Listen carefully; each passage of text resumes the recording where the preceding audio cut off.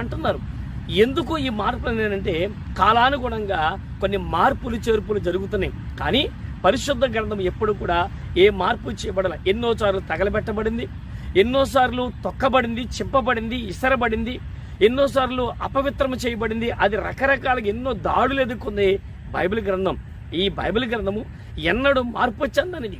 ఈ బైబిల్ గ్రంథం ఎన్నడూ కూడా మార్పు చెందలా. ఎవరు ఎన్ని చేసినా దాన్ని ఎవరు కూడా దాన్ని మార్పు చేయడానికి దేవుడు అవకాశం ఇవ్వలేదు. ఎందుకంటే మనుషుల యొక్క జనరేషన్స్ మారచ్చు, మనుషుల యొక్క పద్ధతులు మారచ్చు, కానీ దేవుడి ఉద్దేశం మానవుల పట్ల ఎప్పుడు ఒకేలాగా ఉన్నది.